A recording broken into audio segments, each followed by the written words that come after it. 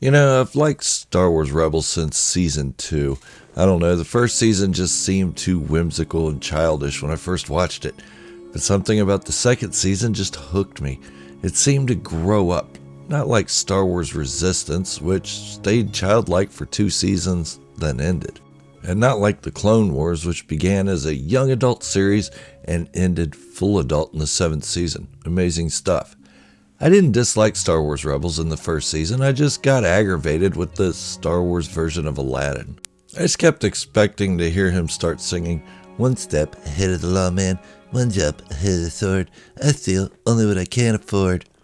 But he didn't, and of course he wouldn't because he's not Aladdin, but it just seemed like he was Aladdin a lot of the time.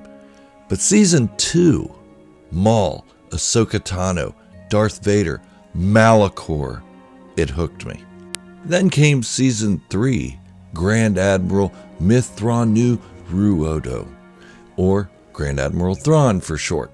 Finally, we got to see him visually, not just in our imaginations as in the original Thrawn trilogy, started with Heir to the Empire in 1991 or 1992. Great series, by the way.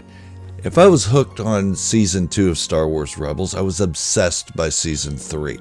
Thrawn has always been my favorite Imperial, at least since about 1992. Before that, I saw Imperial officers as pompous douchebags who patted themselves on the back far too often for mediocrity.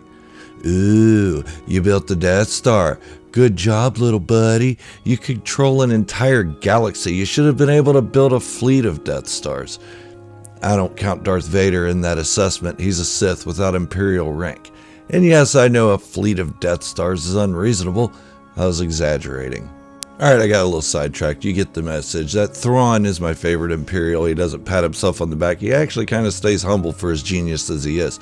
And today I'm going to talk about how reading the Thrawn novels has changed how we should view him in Star Wars Rebels. How being dragged out of the Galactic Civil War by Ezra Bridger was not the oversight of a bungling Grand Admiral, but rather by design, and Thrawn's motivations for wanting to leave the Empire. In fact, they made Thrawn seem a little incompetent. If you've read the books, you know he's nothing like an incompetent fool. But Star Wars Rebels is by design. He's not incompetent, and I'm going to show that today. Star Wars Rebels came out before the new Thrawn novels were released. It's important to know that. To say I was disappointed by the end of Season 4 is an understatement. Even though Season 4 came out before the Thrawn novels, we had the old Thrawn novels, which highlighted how much of a genius Grand Admiral Thrawn really was. Sure, Rebels was still good, but how could Thrawn, the mighty, cunning Grand Admiral, of which there were only 7 in the entire Imperial Navy, how could he be outsmarted by a small group of haphazard rebels, youths? I mean, this guy outsmarted entire militaries, including those of his own ranks in his own homeworld. So yeah, I thought his treatment was a little unnerving in Star Wars Rebels. Rebels ended in 2018. Since then, we got new trilogies of novels about who? Thrawn, as I mentioned before. The first trilogy being his time with the Empire, the second, a prequel about his time with his home culture, the Chiss Ascendancy. To put things into perspective, I'm a slow reader. Sorry. It's not because I'm bad at reading, but because I take my time to absorb it. I take my time to absorb everything on the paper, not just read the words, but understand the words and analyze them a little bit more. And a little more perspective, I just finished the 3rd novel of the first trilogy, Thrawn Treason, 4 years after Star Wars Rebels ended. Almost 3 years after the book was published, and others gave their reviews of the story already. Okay, but this isn't a review of that novel. No, we all know Timothy Zahn knocks it out of the park every time he writes about Thrawn. No, this is my interpretation of why Thrawn seemed to be treated the way he was by the Star Wars Rebels writers. And it wasn't because he was to be an idiot, outdone by teenagers. Nope. This is a more detailed account of my theory that Thrawn was actually beyond genius at the end of Star Wars Rebels. Going back a little, the first self-titled novel, Thrawn, showed the attributes of the Grand Admiral that I remember from Heir to the Empire. Yes, Disney didn't ruin Thrawn in Star Wars after all, at least not this aspect of Star Wars. That's a debate for another time though. But wait, Thrawn in Rebels and Thrawn in the novel seem to be disjointed, unattached, not the same, not even close to the same character. He's far more cunning in the novel than the second Thrawn novel released, Thrawn Alliances. Another home run. Yet again, Thrawn was far smarter than his animated counterpart. Okay, let me clarify. He was smarter than his animated counterpart was at the end of Star Wars Rebels and how he seemed. Before the finale, he exhibited the behavior befitting of his legend stories.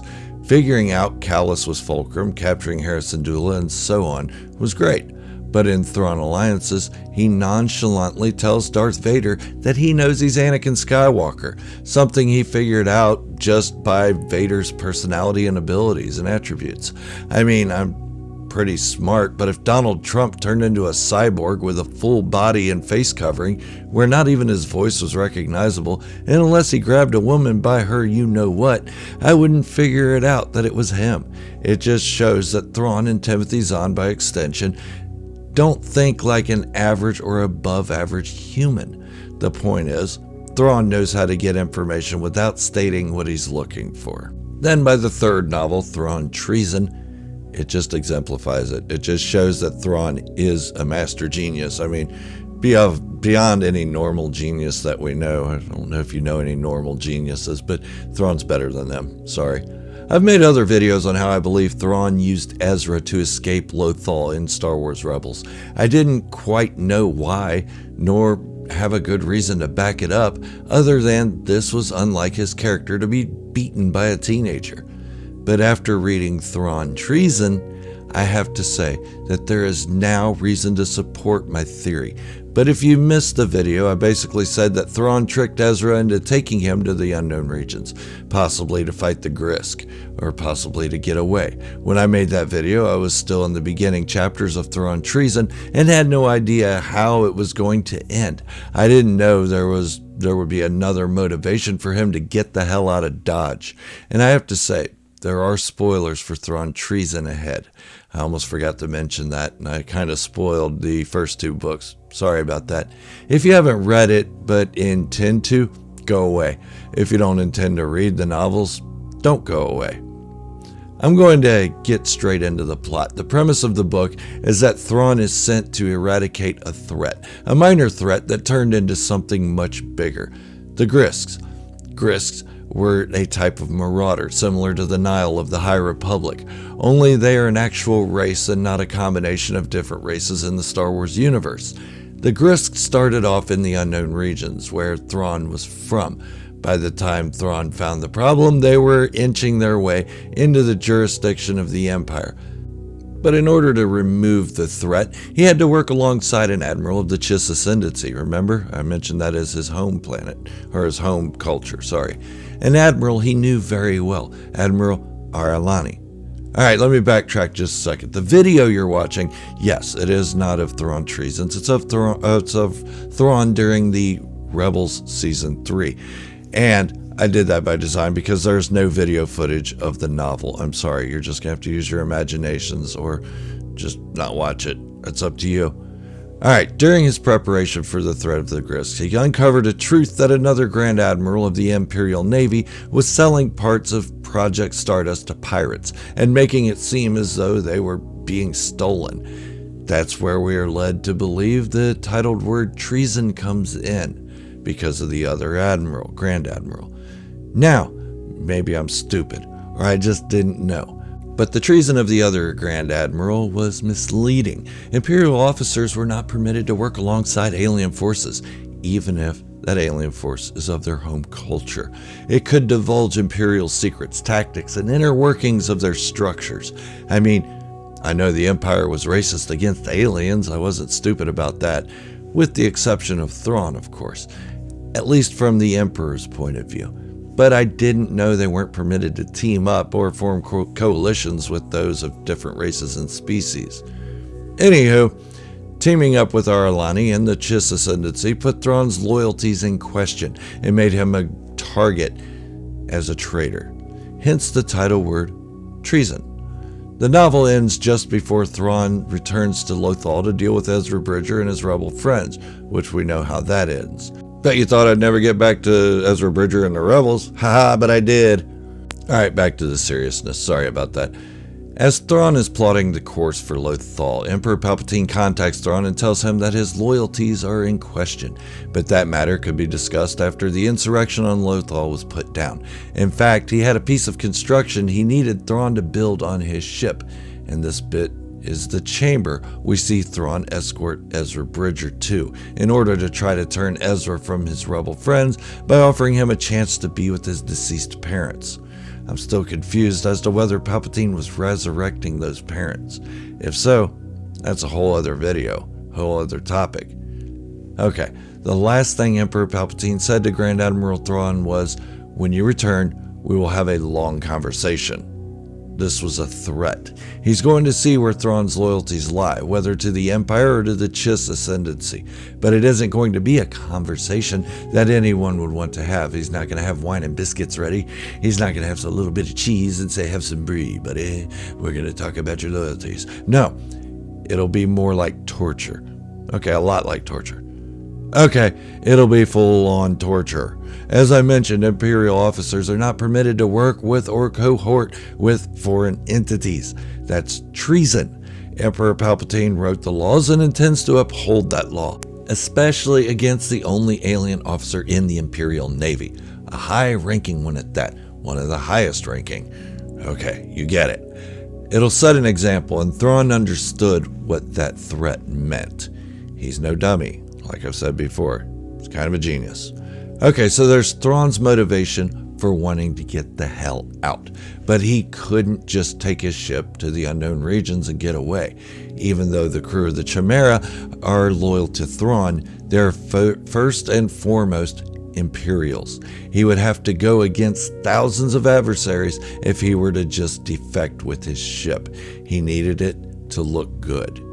Yeah, it would take a lot of planning to pull something like this off, but we see time and time again that Thrawn can anticipate every move of his adversaries. Every move he has anticipated in the novels. He has a counter for whatever they are going to do long before they even think of doing it. So I had to ask the question, why didn't he counter Ezra's attack on the Chimera? It wasn't the best of plans set by the rebels. He would have easily known that they were using Governor Price to gain entrance long before they did it.